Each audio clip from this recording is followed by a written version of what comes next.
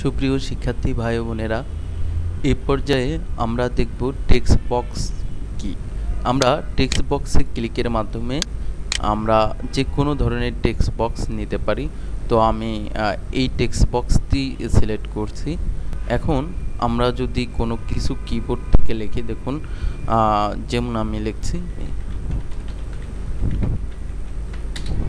বাংলাদেশ। তো এখন আমি এটি কিন্তু এইভাবেও আমি লিখতে পারতাম পেজের মধ্যে। তাহলে টেক্সট বক্স নিয়ে আমি কেন লিখব?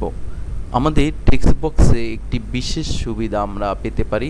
আমি যদি মাউস পয়েন্টার টেক্সট বক্সের এই বারে রাখি, তাহলে এখানে আমি লেফট বাটন ক্লিক করার মাধ্যমে আমি কিবোর্ড থেকে অ্যারো কির মাধ্যমে বিভিন্ন জায়গায় টেক্সট বক্সটি মুভ করতে পারি। অর্থাৎ আমার এই লেখাসহ টেক্সট বক্সটি আমাদের বিভিন্ন জায়গায় মুভ হবে। এছাড়াও আমি মাউসের ক্লিক করার মাধ্যমে, অর্থাৎ মাউস পয়েন্টার এখানে রেখে বারে রেখে আমি ক্লিকের মাধ্যমে টেক্সট বক্সটিকে বিভিন্ন দিকে স্থানান্তর করতে পারবো।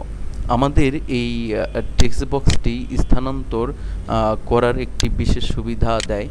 আমরা এই লেখাটি কিন্তু ইচ্ছা করলেও এইভাবে আমরা বিভিন্ন দিকে ইচ্ছামতো মুভ করাতে পারতাম না।